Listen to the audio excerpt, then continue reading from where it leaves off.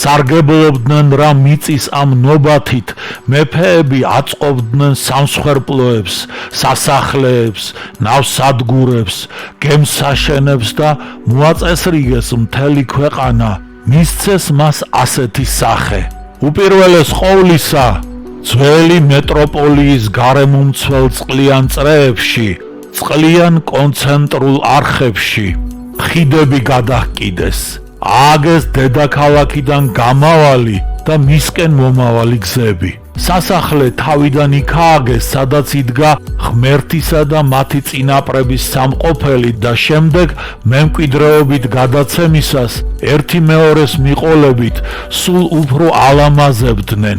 ყოველ ჯერზე ცდილობდნენ ეჯობნათ წინამორბედისათვის, სანამ ბოლოს და ბოლოს არ შექმნეს სიდიადითა და სილამაზით გასაოცარი ნაგებობა, ზღვიდან დაახლოებით 32 მეტრი და 100 ფუტი სიმაღლისა, სიგრძით კი 50 სტადიონი, წყლის განაპირა წრემდე. ასე შექმნეს ზღვიდან შემოსასვლელი ამ წყლიან წრეში, როგორც ნავსადგურში. მოამზადეს საკმაოდ გასასვლელი ყველაზე დიდი გემებისთვისაც.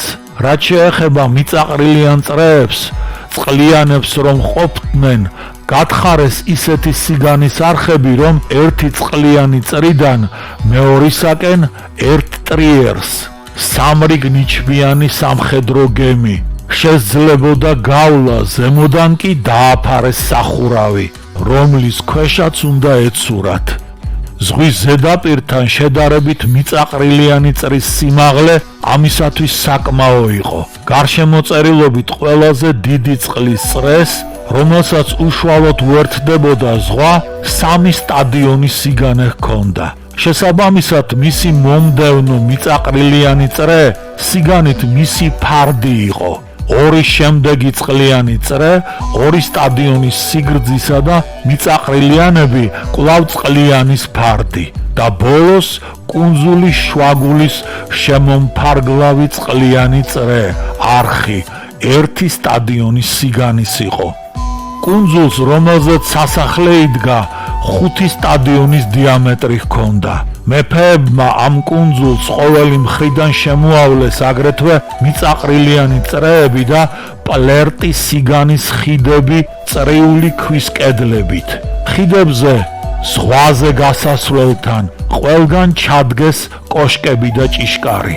თეთრი, შავი და წითელი ფერის ქვას ისინი კუნძულის შვაგულში მდებარე საბადოდან, გარე და შიდა მიწაყრილიანი წრეების შიგნით მოიპოვებდნენ. ქვის სამტეხლოებში რჩებოდა ორმაგი ხრმულები, რომლებსაც ზემოდან იმავე ქვით ხურავდნენ, მათში გემების სადგომები მოაწყვეს. ზოგიერთ თავიანთ ნაგებობას ატლანტისელები მარტივად აგებდნენ, სხვა შემთხვევაში კი თავის შესაქცევად გემოვნებით ახამებდნენ სხვადასხვა ფერის ქვებს, აერთებდნენ მათ ბუნებრივ მშვენიერებას. ასევე განაპირა მიწაყრილიანი წრის გარშემო კლდეების სიგრძეზე მოაპირკეთეს სპილენძით, აკრავდნენ გამდნარი მეტალის ფირფიტებს, შიდა მიწაყრილის კედელი ჩამოსხმული კალით, ხოლო თავად აკროპოლის კედელი ცეცხლოვანი ბრწყინვალების ამოტყორცნილი ორი ხალკით მოაპირკეთეს. აკროპოლის შიგნით მეფეთა სადგომი შემდეგნაირად იყო მოწყობილი. შვაგულში ოქროს კედლებს შემოვლებული, მიუწვდომელი, კლეოტისა და პოსეიდონის წმინდა ტაძარი. ეს იყო ის ადგილი, სადაც მათ ჩასახეს და წარმოშვეს 10 მეფის თაობა. სწორედ ამის პატივსაცემად ორივე მათგანს ყოველწლიურად 10-ვე სამკვიდროდან მოართმევდნენ შესაწირავ საწყისებს. იყო მხოლოდ პოსეიდონისადმი მიძღვნილი ტაძარიც, რომელსაც სტადიონის სიგრძე 3 პლეტრა სიგანე და ამის შესაფერისი სიმაღლე ჰქონდა.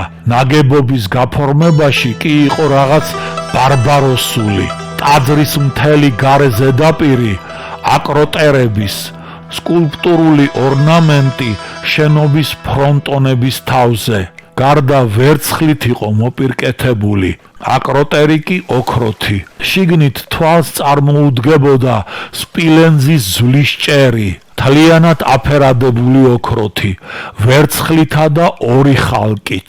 კედლები, სვეტები და იატაკი მთლიანად ორი ხალკით იყო მოგებული.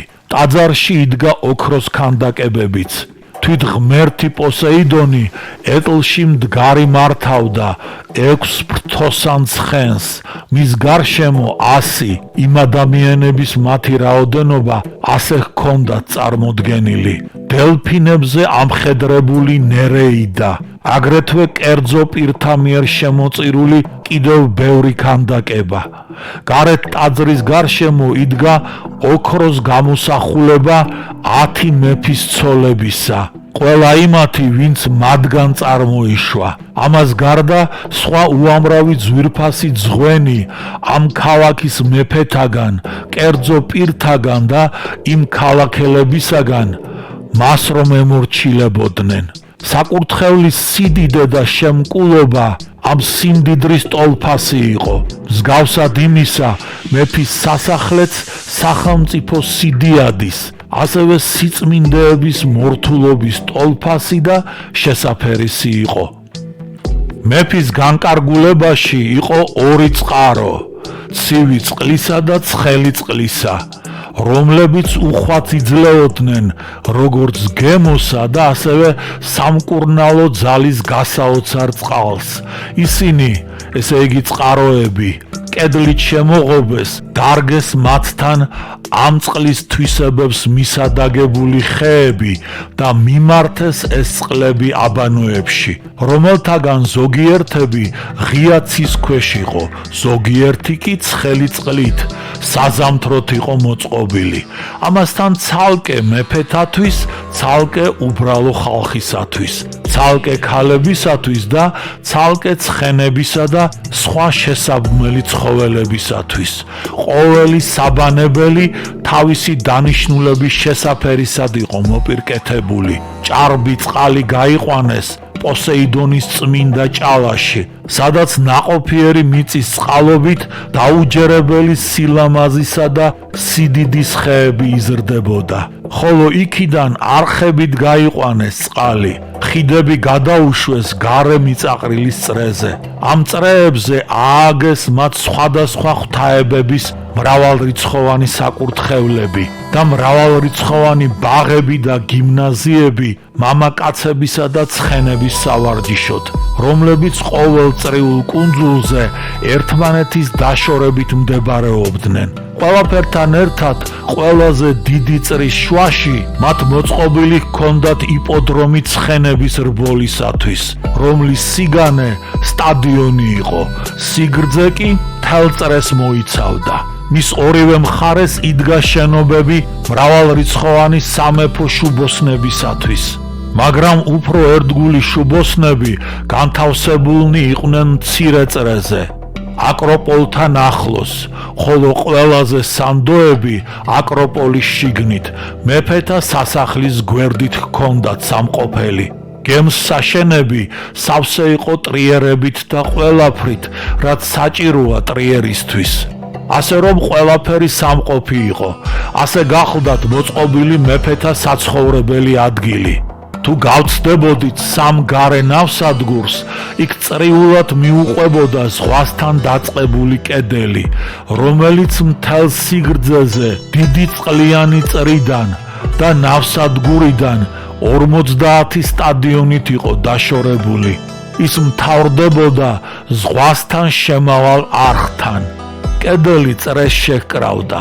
მასთან ახლოს სივრცე მჭიდროდ იყო განაშენიანებული. შესართავი და ყველაზე დიდი ნავსადგური სავსე იყო გემებით, რომლებითაც ყოველი მხრიდან ჩამოდიოდნენ ვაჭრები. ამასთან იმდენად ბევრნი, რომ დღისით და ღამით ისმოდა ლაპარაკი, ხმაური და კაკუნი.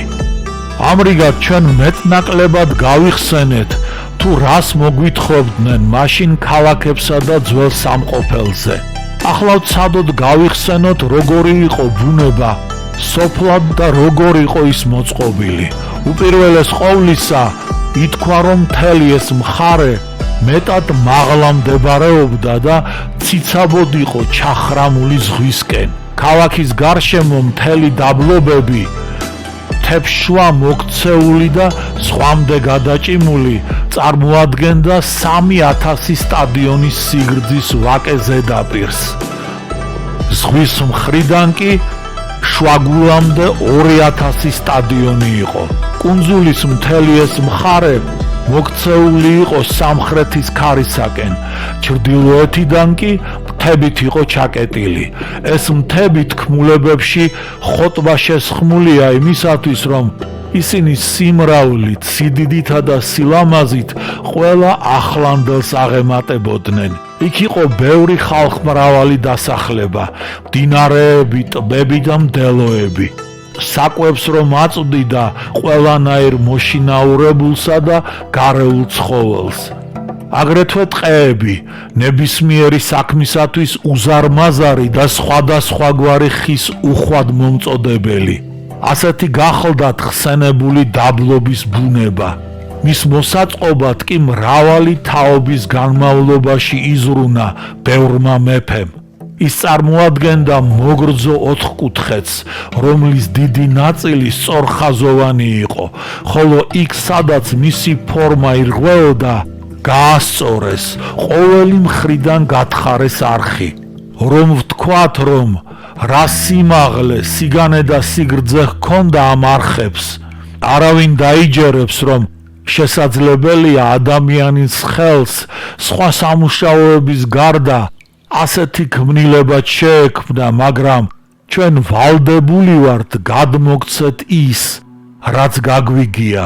არხი ერთი პლესტის სიღრმეზე იყო გათხრილი, სიგანე ერთი სტადიონი, სიგრძე კი მთელი დაბლობის ირგვლივ 10,000 სტადიონი იყო.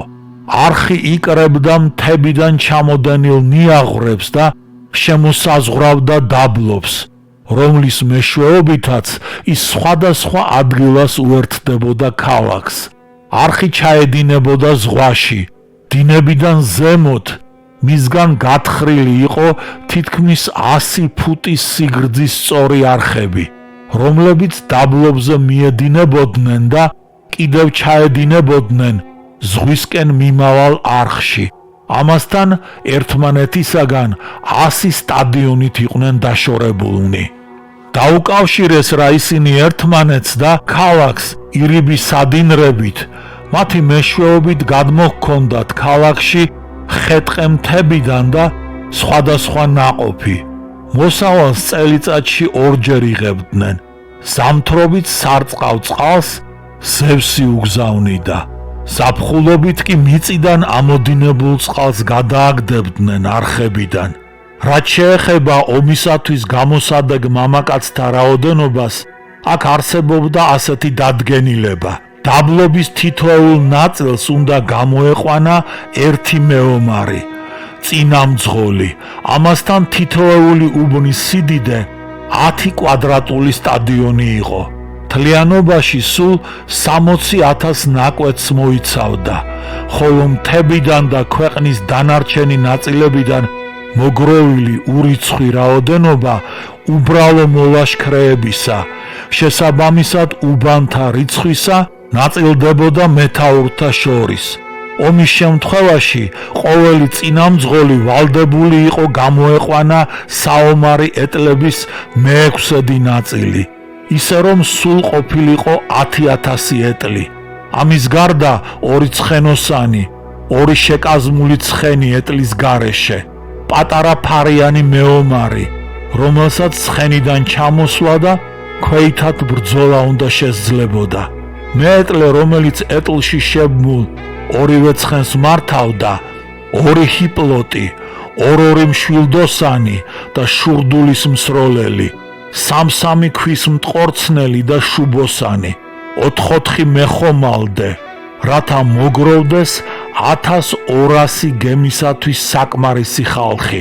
ასეთი იყო ომთან დაკავშირებული წესები თავად მეფის ოლქში. სხვა 9 ოლქში კი იყო კიდევ სხვა წესები, რომელთა გადმოსაცემად მეტად დიდი დრო იქნება საჭირო. ძალაუფლებას და თანამდებობებს რაც შეეხება, თავიდანვე შემდეგი წესები იყო დამკვიდრებული. 10-დან ყოველი მეფე თავის ოლქსა და თავის სახელმწიფოში განაგებდა ხალხსა და კანონების უმრავლესობას, ისე რომ შეეძლო დაესაჯა და მოეკვდინებინა ნებისმიერი, ვისაც მოისურვებდა. მართვის სფეროში მათ ურთიერთობას ერთმანეთთან აწესრიგებდა პოსეიდონის მითითებანი. პირველი მეფეების მიერ 2 ხალკის სტელაზე დაწერილი კანონი, რომელიც კუნძულის შუაგულში პოსეიდონის ტაძარში იდგა. ამ ტაძარში იკრიბებოდნენ ისინი, ატლანტისელთა მეფეები, ყოველი მე-5 ან კიდე მე-6 წელს, მონაცვლეობით ხან ლუწ და ხანაც კენტ რიცხვებში. რათა ეთათბირათ საერთო საზრუნავზე, გაერჩიათ რაიმე ხომარ დაარღვია რომელიმე მათგანმა და გაემართათ სასამართლო. სასამართლოს დაწყებამდე ისინი ყოველთვის აძლევდნენ ერთმანეთს ფიცს. ჭალაში პოსეიდონის საკურთხეველთან თავისუფლად დასეირნობდნენ ხარები. მეფეები ცალკე რჩებოდნენ და ლოცვას აღუვლენდნენ ღმერთს, რათა მას თავად აერჩია თავისთვის სასურველი მსხვერპლი. შემდეგ იწყებდნენ ნადირობას, მაგრამ რკინის გამოყენების გარეშე, მხოლოდ ჯოხებითა და ქამანდით შეიარაღებულნი. ხარს კი, რომელსაც შეიპყრობდნენ, მიიყვანდნენ სტელასთან და დაკლავდნენ მის თხემზე ისე, რომ სისხლი წარწერაზე ჩამოდენილიყო. ხსენებულ სტელაზე კანონების გარდა ამოტვიფრული იყო ფიცი, რომელიც კანონის დამრღვევს დიდი უბედურების თავზე დატეხას უქადდა. თავისი დებულების მიხედვით მსხვერპლშეწირვისა და ხარის ყველა ნაწილის დაწვის შემდეგ ისინი თასში გააზავებდნენ ღვინოს და მასში ჩააგდებდნენ ხარის სისხლის ლეკერტს. ყველა დანარჩენს ცეცხლში აგდებდნენ და საგულდაგულოდ წმენდნენ სტელას. ამის შემდეგ ოქროს ფიალებით ბოლომდე ამოიღებდნენ თასიდან სასმელს, სისხლიან ღვინოს და ცეცხლთან ცოტას ღვრიდნენ. ამავე დროს დებდნენ ფიცს, რომ გააჩენდნენ სამართალს სტელაზე დაწერილი კანონების მიხედვით და დასჯიდნენ მას, ვინც რაიმეთი დაარღვია კანონი. თავად კი მომავალში კეთილი ნებით არასოდეს მოიქცეოდნენ ნაწერის საპირისპიროდ და მხოლოდ მამისეული კანონის შესაბამის ბრძანებებს გასცემდნენ და შეასრულებდნენ თავისი და თავისი შთამომავლების სახელით. დადებდნენ რა ამ ფიცს თითოეული მათგანის შესვამ და დარჩენილ ღვინოს და დააბრუნებდნენ ფიალას ადგილზე ღმერთის საკურთხეველში.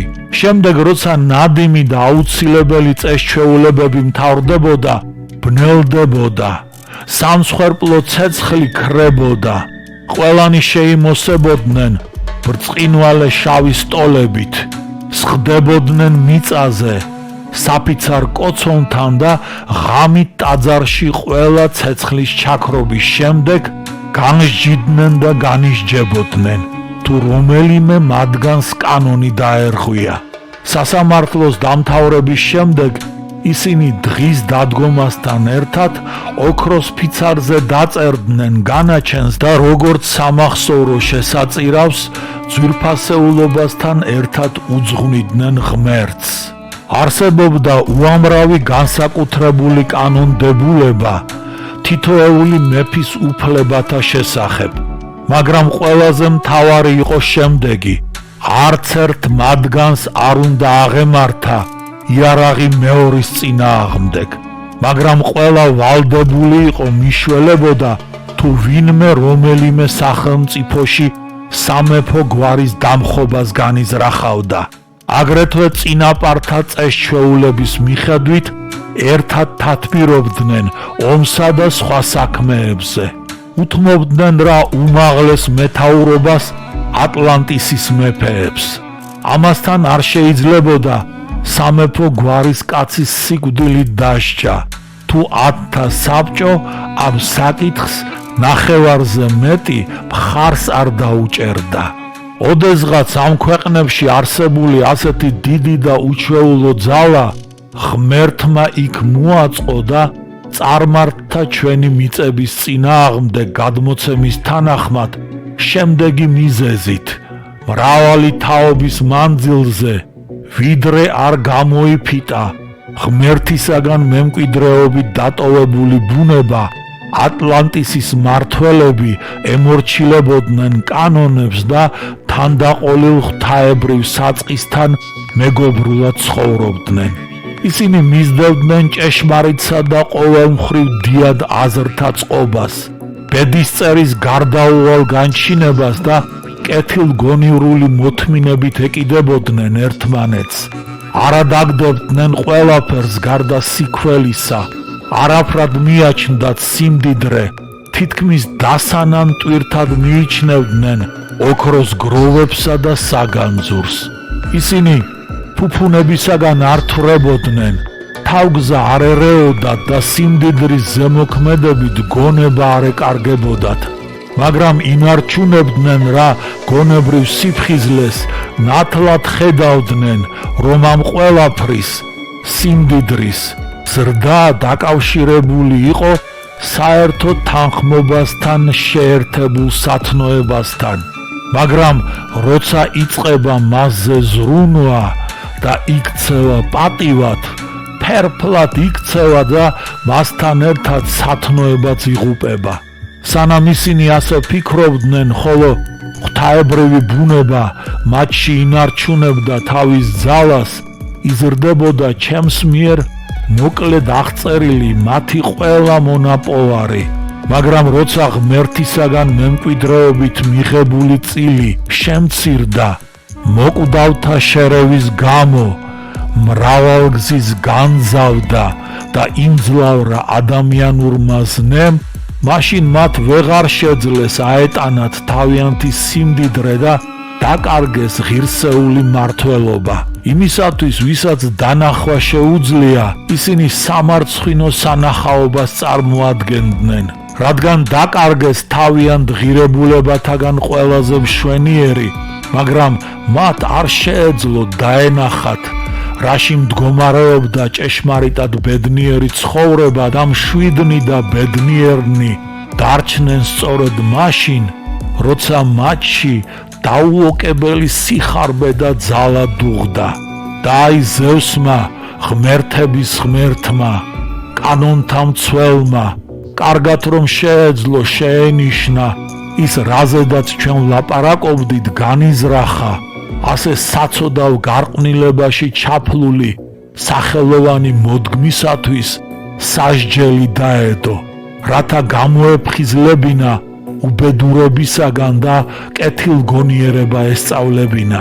ამიტომ მას მსოფლიოს შუაგულში მდებარე თავის ყველაზე დიდებულ სამფლობელოში, საიდანაც შეეძლო ეჭვრიტა ყველაფრისათვის, რაც დაბადებით თანაზიარია, მოიხმო ყველა ღმერთი და მიმართა შეკრებილთ ასეთი სიტყვებით: არავინ იცის რა უთხრა ზევსმა ღმერთებს, მაგრამ უნდა ვივარაუდოთ, რომ სურდა თავს რისხვა დაეტეხა ატლანტისელთათვის და ამის გაკეთებას სხვა ღმერთების თანხმობით აპირებდა.